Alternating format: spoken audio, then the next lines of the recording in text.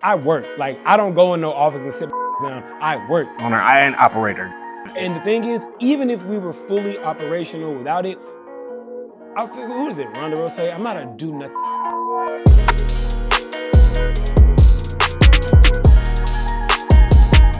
What's going on, good people? It is Israel, right? Terrence Alexander with Real Business Talk TV. We promise to tell you all the truth about business. Let's go. All right, so we are here today with Terry, the Chief Executive Creative Director here at Bando ATL in Atlanta, Georgia, the Food Museum. Yeah, man, Terry, thank you, bro. Appreciate you for jumping on today. Thank y'all for coming. Thank y'all for having me. There we go. I started my business career not too far from here, right here down here on Fulton Industrial 17. So I'm very familiar with this area, man.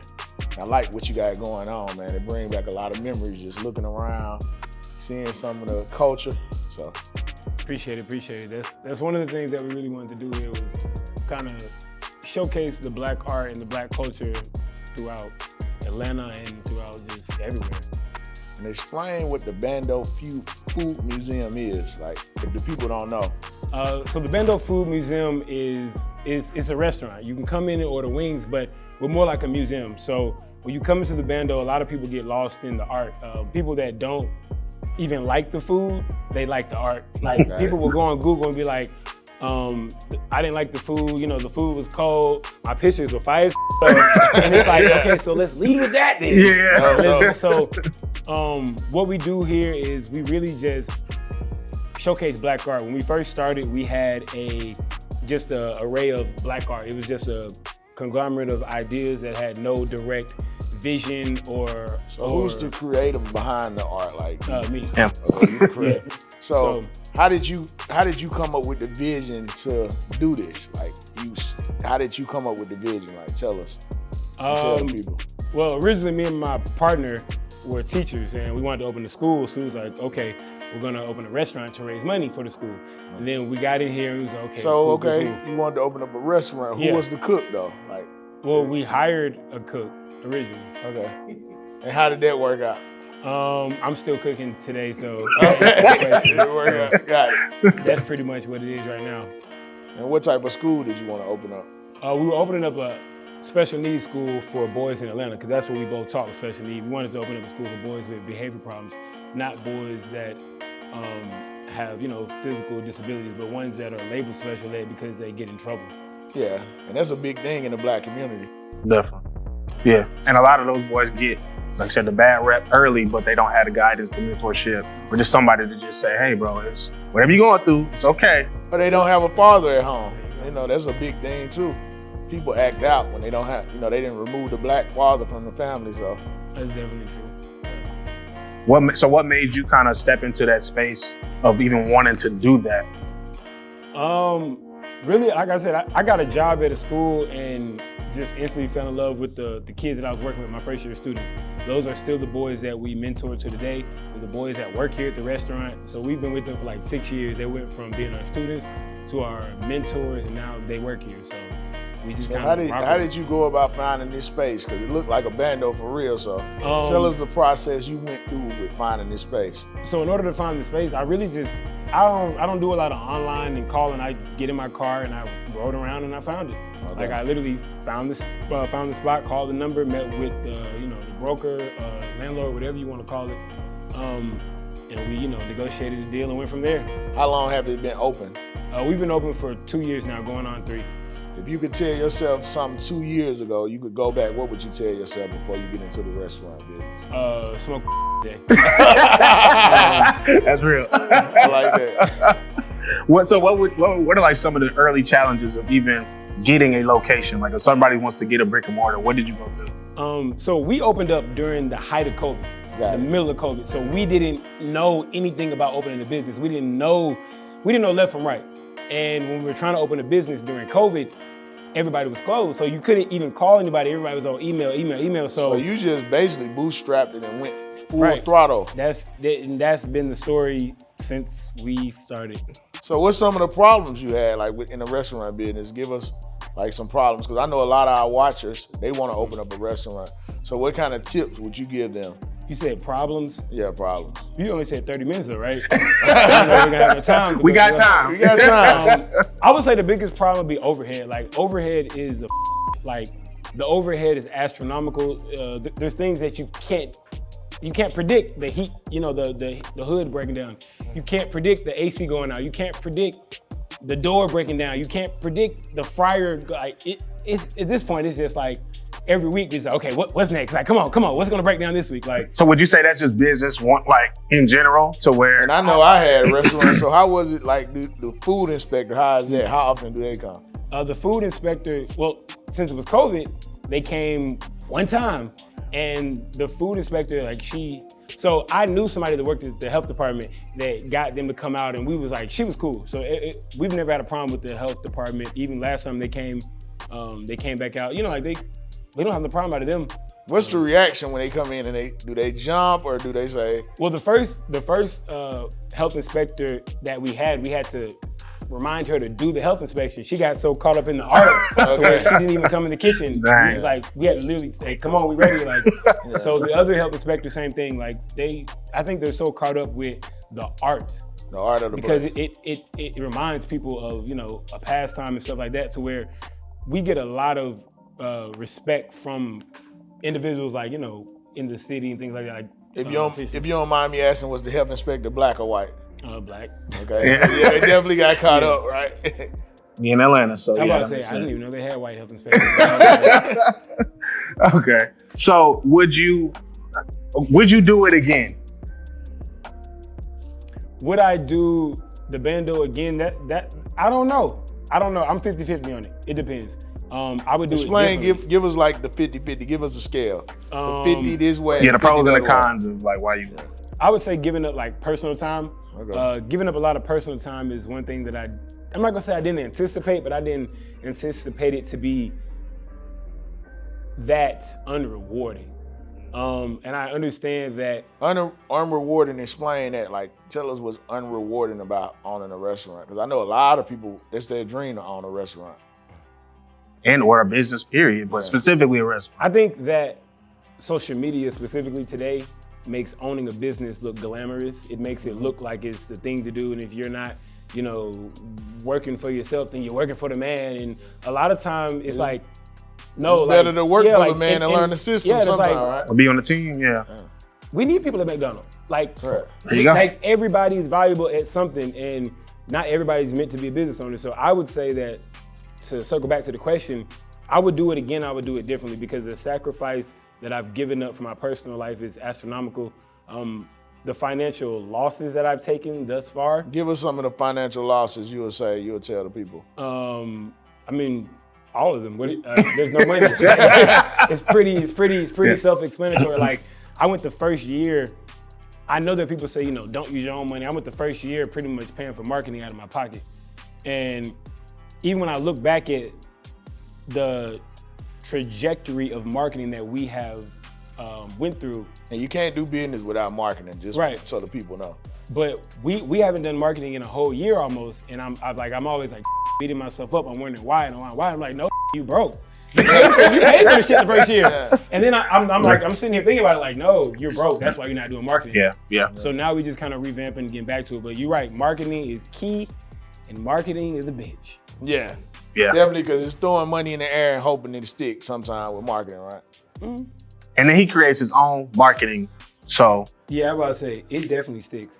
Hit hits. I'm about to say it hits. It sticks. Like that's one thing that we pride ourselves on marketing more than food almost. Like, people don't understand that's how we survived during COVID. Nobody was coming out during COVID. So did you look at some other streams of income, like making a YouTube, maybe building, getting paid from Instagram, Facebook? All of that. You're so good at the marketing. When you working in the business, instead of on the business. Yeah, right? You don't have time to really create those other streams of income or really get. And like I said, everybody's got advice for somebody, but everybody up. Correct. Yeah. There's no business that you can start that you don't up. I had that conversation with people all the time. And that's one thing that I'm learning. Like, just turning 30, I'm like, okay, it's go time. Like, it's really time. And us as males, our mind switch at 30. Like, just talking to him. Like, I've been in business since 17, and when I turned 30, I was like, I started a whole new path. So I think you will get it because you really got the pieces, but you just got to put all the pieces together. Have the right personnel. That's definitely vital and key. I'm learning that. Teamwork make the dream work. That shit is real. People over profit is one of my favorite things I like to say. Yeah. And then even his situation, giving people an opportunity. He said, I want the profit, but giving people an opportunity, because the thing about it is like, it's creating a long-term reputation for you, especially in business. Like, bro, it's you didn't about character too. Yeah. People gonna be like, yo, Terry was the best manager or whatever I've ever had. That is, like, all jokes aside, is one thing that we definitely pride ourselves on. Like, we specifically hire people from the community. We're hiring boys that need to be off the street. And leaders usually eat last anyway. People don't. Exactly. And we're hiring women that are 8 months pregnant who can't get a job. Like, no, even though it's illegal to say I'm not gonna hire women, ain't nobody hiring nobody 8 months. Right. Like, we're giving people chances. And one thing that I can say that is different than pretty much everybody who started a business or had one before COVID, like, everybody that I've talked to, we've retained the same staff for 2 going on 3 years. Like, the same people. Like, I think we need to make some noise for that. There we go. That shit is not easy, bro. People will leave. They ain't shit. I mean, like, they're like family. So it's like it's a lot, but. So we go deep and dive into your monthly revenue. What revenue? Like, what? So you would say you're a negative every month, or do you do the books, or how do you do it? We're not. So my business partner handles a lot of the financial stuff. I kind of oversee like the weekly stuff. We're not negative like in the books, but we're always catching up on something. So like, for example, we might profit 1 week, but we're not actually profiting because we was behind all these other weeks. And we got in such a slump this year to where it was like, Well, people don't care about it, and they don't, because they look at you like you in business, so you should be making money. And it's so like, you know, with your vendors, how do you pay? Do you pay them weekly, or is it like a net 30? We have I think we have a net 14 now. We were trying to get up to net 30, but our credit shit. So that's not right. But at one point, like, people don't understand, when we opened up during COVID, there was no vendors. I'm not gonna say we were the most popular wing restaurant in Atlanta, but nobody was going to. I mean, we had lines from the front door to back here during COVID. Correct. The thing is, we did not have a vendor. We could not get a vendor. When we went to these vendors. So what was you getting your chicken for? We were having to go to DeKalb every day, picking up 10 to 15 boxes. These vendors were not giving us chicken. Like, they would say, oh, you got to pay cash on delivery. How the I'm paying 20 bit? Like, come on. Right. And then the other thing was, they would be like, oh. And how much would the chicken be? Talking about like. When you had the line wrapped around, how much would the chicken be? You mean like the cases? Yeah. Cost of chicken was like $170. Okay. But see, we opened up during COVID. So, my bad, I hit the mic. We opened up during COVID, so I didn't know that chicken before that was like $50, $60 a box. So at one point, we're making profit with chicken that is, sky high, and we like, okay, we doing straight. But, I don't know. So you would tell somebody it's not a lot of profit in a restaurant, basically. It's not, but then there's times when I could see where it could be. So it's like. Tell us about those times where you see where it could be. Those are the times when our bills are paid. Those are the times when our rent is paid. So what do you think is different during those times versus the times where it's just like, okay, this shit ain't making sense? Like, when you're like, okay, we had a good week. What does that entail? Like, is the weather perfect? Sometimes it's the weather. Sometimes it's not even the weather. Sometimes it's just like our finances have to be in order. Like, if we are behind, I'm not gonna say it's hard to catch up, but it's harder to catch up now because we're only open on the weekends. Okay. So we used to be. What made you guys switch to only being open on the weekends? We wanted to just kind of allocate all of our resources, funds, inventory to being open Friday, Saturday, and Sunday. With having the same staff for 2 going on 3 years almost, when they work Monday, Tuesday, Wednesday, Thursday, by Friday, they're not coming to work. They are not coming to work. And if they do come to work Friday, they're not coming to work on a Saturday. They come to work, so it became, okay, we were overstaffing because people weren't coming to work. I was missing out on personal, people call off, the business still open. So we switched to weekends only. And initially the first 6, 7 weeks. What problems, like with you being overstaffed, was the payroll over? Payroll was too high, Payroll was too high. But when we were open on weekends only, we initially were doing great. Everything was going good. And I was keeping detailed books of the weekly marketing, of the weekly profit. And how much are you spending on marketing when you're saying you did the first year yourself? How much are you spending on marketing per week? Oh, you talking about the first year? Yeah. The first year we weren't paying weekly. We were doing like big production videos. So the videos might range from you know, $500 to $1,500 because you have to pay for like, I'm not just writing the videos, I'm directing the videos, I'm casting the videos, so I have to pay people to be in the videos. I'm costume designing the videos myself, so I'm having to buy all the costumes. So like I'm not gonna say it can get expensive, but one thing that I can say is we haven't dropped pretty much any content in 12 months. People are still watching videos that we posted in 2021. That's the power of marketing. So content is king to you. It's not even content, it's quality. Quality. I like that. Like it's quality. I don't like, the first thing when you walk into the Bando, if you want a job, do you have an Android? If you have an Android, you cannot work here. Y'all laughing, I'm dead ass serious. I'm serious. I'm dead ass serious. When I can see it. Because number one, you fucking up my group text. And like, I hate that shit. My marketing guy gonna be watching this. We said we was airing him to the iPhone. That is funny. You heard that? He team Android. We've even tried to buy staff iPhone and be like, yo, like, we can't do this. Like, but nah, like quality matters to me. Marketing matters and content matters, but I think what I specialize in is cultural marketing. Saying shit that people, like, when we do post and like talk on the page and social media, we have businesses from everywhere, right? Like, yo, you know, we wish we could say that. We wish we could say that. I'm not gonna lie, a lot of stuff we can say because we're the Bando. So it's like, they expecting you to say like, that. But it's not even the Bando. It's like, it's how we feel. It's how I feel. Like, I'm a Sagittarius, so if I feel something, boom, it's gonna come off. Then like, you got the same name, and we both Sagittarius. When's your birthday? November 23rd. 25th. Fall on Thanksgiving in 4 years? Yeah. What the hell? Lightning about to strike this motherfucker. So it's like, that's you very blunt. Yeah, like I'm very blunt, very We were talking about that earlier. Yeah, that's like, crazy. You be telling me that's that. crazy as hell. like when we're here, like at the restaurant, so one thing I will say is I'm an owner, but I'm an owner, but I'm the creative director, but I work. Like, I don't go in no office and sit my down. I work. Owner and operator. Good. And the thing is, even if we were fully operational without it, who is it? Ronda Rousey? I'm not a do nothing. Like, Yeah, I have to get up and walk around and talk to people. Because you feel like you ain't going to your full right, potential. like, and I'm just like, and I know I can step away and do other things, which I do sometimes, but I do enjoy working here. I enjoy being in the community.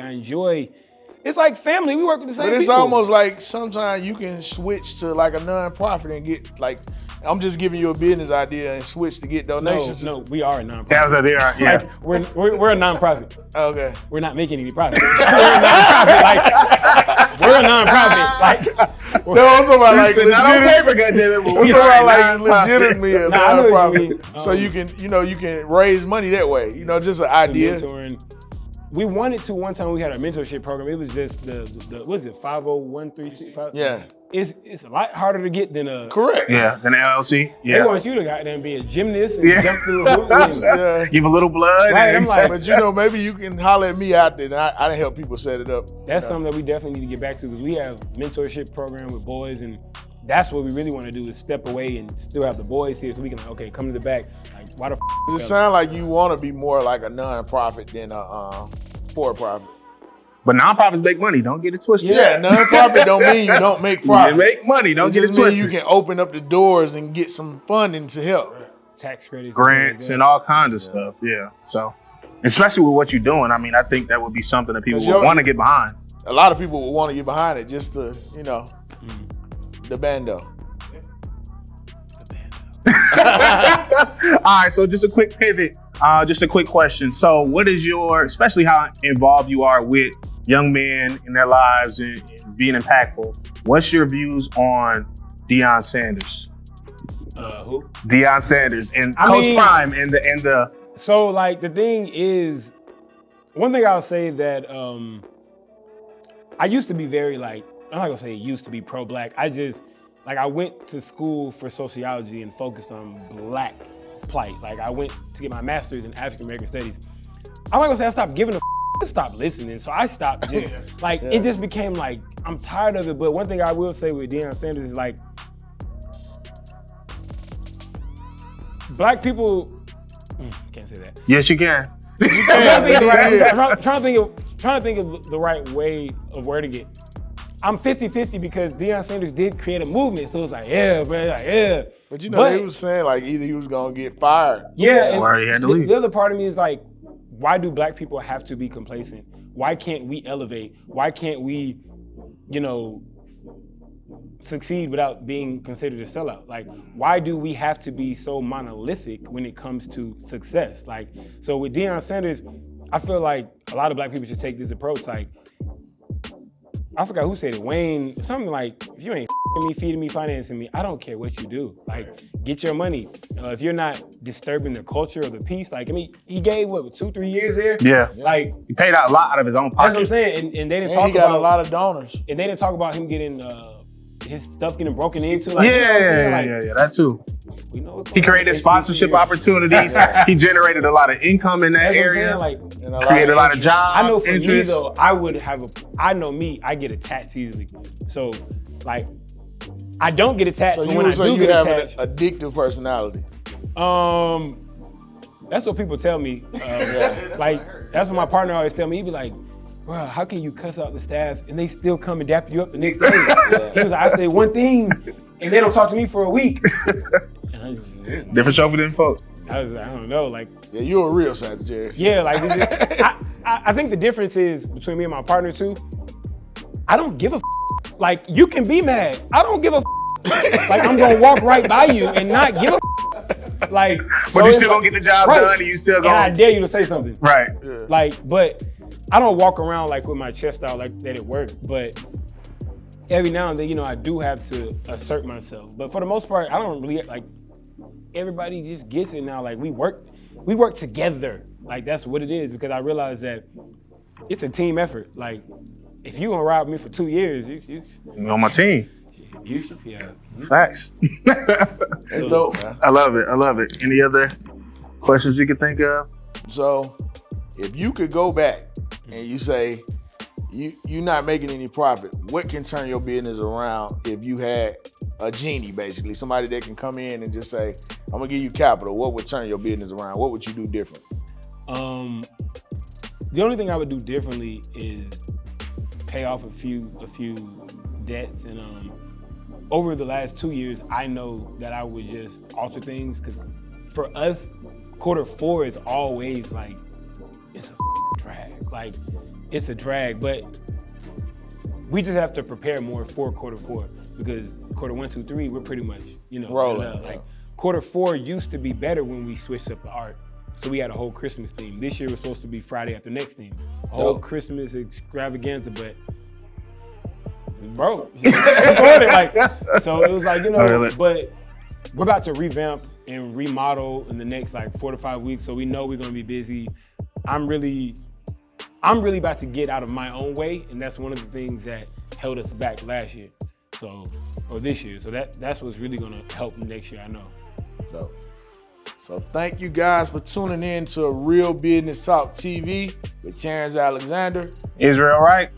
Got the Bando himself. All right, y'all. Go.